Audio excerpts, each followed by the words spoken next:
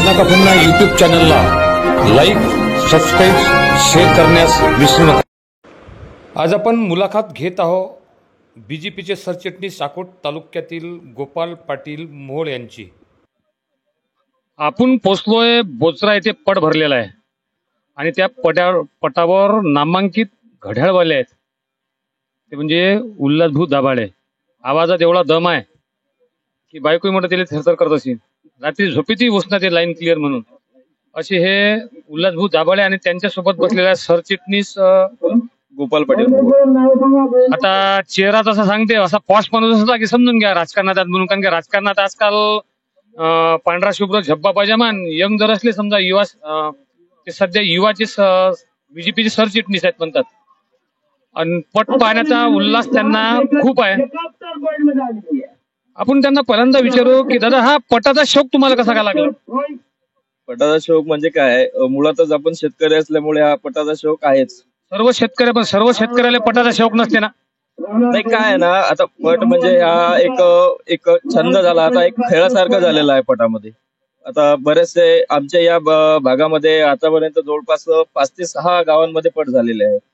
एक चांगला उत्साह लोकांमध्ये पटासंदर्भात आहे, त्यामुळे जे पट भरवतात त्यांच्यामध्ये पण एक त्यांच्या स्फूर्तीने चांगला ठिकाणी पट व्यवस्थित होतात। पहिल्यांदा पट एवढे नव्हते, पण ह्या तुमचं जी बीजेपी आहे की नाही, याच्याजवळ आहे पैसा। त्या पैशामुळे मंडळाला त्यांनी स्वतःकडे ओढलं आणि त्यांना पैसा पुरून ते पट भरवायला लावतात। राजकारण हा भाग वेगळा, पण शेतकरी असो किंवा मंडळ असो, यांचा जो उत्साह वाढवला हा बीजेपीने वळवला। यामध्ये तुमच्या अकोट तालुक्याचे आमदारांचा यांचा सुद्धा सहभाग आहे, तुम्हाला काय वाटतंय? नक्कीच काय आहे ना, जे पट आयोजित करतात त्यांचं प्रत्येक वेळेस मार्गदर्शन आणि बक्षिसासाठी, प्रोत्साहनासाठी ते आमदारांकडे येत असतात।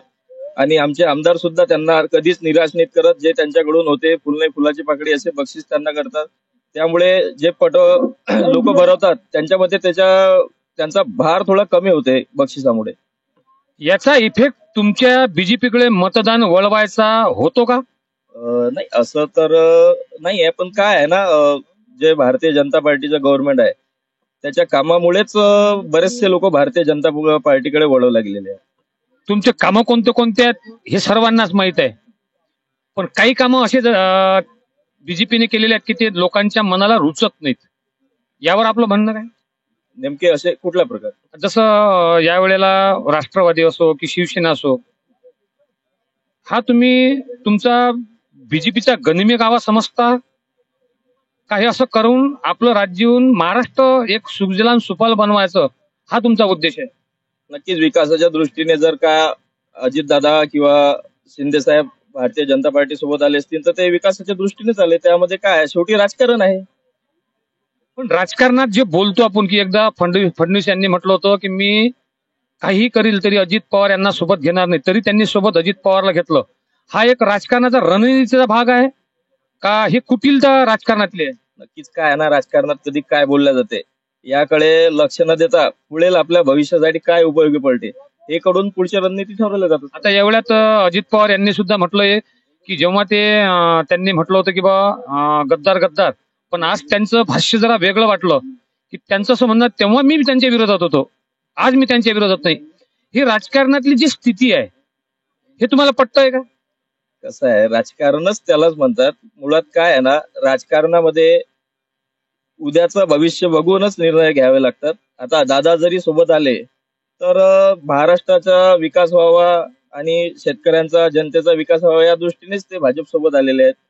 अटल बिहारी वाजपेयी यांचं सरकार एका मतानं पडलं होतं, पण अटल बिहारी वाजपेयी यांनी कुठल्याही प्रकारचं तोडफोड न करता आणि त्यांनी भाष्य केलं होतं की मी काही करेल पण मी त्या स्टेपवर उतरणार नाही। मग हे काळानुरूप जे बीजेपी बदलली हे तुम्हाला मान्य आहे का? बघा, ज्यावेळेस 2014 मध्ये भाजप आणि शिवसेना युतीमध्ये लढले होते त्यावेळेस उद्धव साहेब पण सोबत होते, पण त्यानंतर काय झालं पहा ना तुम्ही, उद्धव साहेब स्वतः काँग्रेसकडे गेले।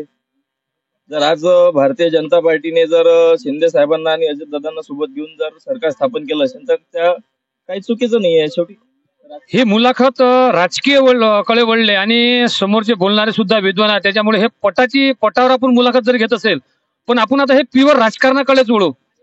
हे तुमचं बरोबर आहे. पण जेव्हा उद्धव साहेब ठाकरे यांचे 64 आमदार आल्यानंतर सुद्धा त्यांना उपमुख्यमंत्री पद दिलं नव्हतं, पण यावेळेस कमीचे आमदार असल्यावर सुद्धा 41 आमदार सुद्धा त्यांना मुख्यमंत्री पद दिलं. हे कितपत योग्य? काय आहे ना, ते देवेंद्रजींनी त्यांना आधीच सांगितलं होतं की मुख्यमंत्री करू म्हणून. पण त्यावेळेस जर उद्धव साहेबांनी थोडस संयमाने घेतलं असतं तर कदाचित त्यांचा मुलगा आदित्य किंवा ते स्वतःही बनू शकले असते. पण त्यांची विचारसरणीच्या एका वेगळ्या पद्धतीमुळे ते काँग्रेस सोबत गेले, त्याच्यामुळे ते सर्व घडून आलं. भविष्यात बीजेपी आणि उद्धव साहेब एकत्र येऊ शकतील का?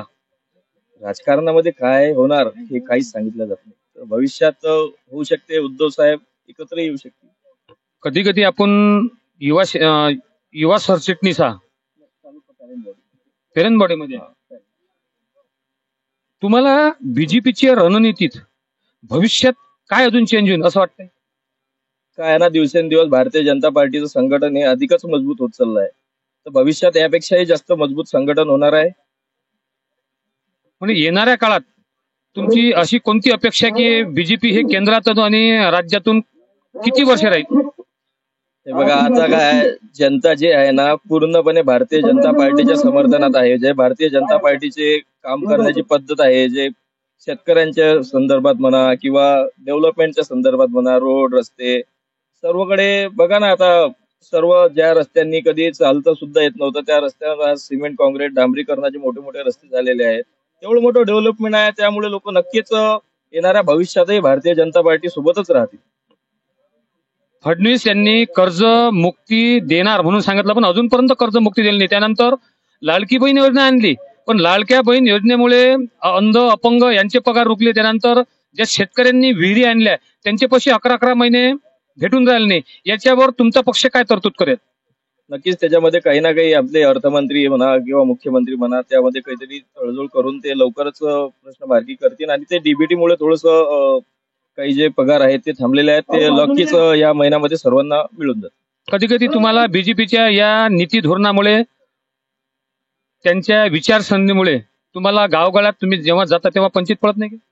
नाही, अशी कुठलाच प्रसंग येत नाही. कारण की काय, कुठं कोणालाच त्याबद्दल काही अडचण नाही आहे. सर्वांना जे पाहिजे ते सर्व मिळत आहे. प्रकाश भारसाकडे 3दा इथे निवडून आले, याचं मर्म काय? विकास कामे. याच्या अगोदर तुमचे जिथे काही तेलाऱ्याच्या मतदारसंघात काही गावं होती की त्यांनी बहिष्कार टाकला होता. ज्या गावामध्ये बहिष्कार होता ना, मुळात जर बघितलं ना तर त्याच गावामध्ये सर्वात जास्त वोटिंग प्रकाश भाऊ यांना आहे. हे तुम्ही कसं काय शक्य केलं? काय ना, राजकारणामध्ये एका विशिष्ट पक्षाचे किंवा काही लोक असतात जे थोडस असं दाखवतात की याचा खूप मोठा विरोध आहे किंवा इथं गावबंदी आहे. पण मुळात तसं नसते. जनता जी आहे ना, ते लोकांना सर्व समजते, कोण चांगलं आणि कोण वाईट. हे होते मयूर भाऊ, गोपाल भाऊ मोहोळ. हे होते गोपाल भाऊ मोहोळ. रोखठोक आणि जे पोटाचा आहे ते ओठावर आणणारे. हे शेवटी राजकारणाची रणनीती असते. शिवाजी महाराज यांनी गनिमा कावा करून स्वराज्य निर्माण केलं, तसंच एक हुद्दा बहुतेक बीजेपीचा असेल की त्यांनाही हा गनिमा कावा करून एक केंद्रात किंवा महाराष्ट्रात सरकार एका पक्षाचं आणायचं आहे. येणाऱ्या काळात नक्कीच बीजेपी येईल असं म्हणण्यास काही हरकत नाही. धन्यवाद. गन्ना काफांना युट्यूब चॅनल प्रस्तुत करता गणेश पटेल साखरे, मालू दांडे. असेच नवीन नवीन व्हिडिओ पाहण्याकरता पाहत राहा गन्ना काफांना युट्यूब चॅनल.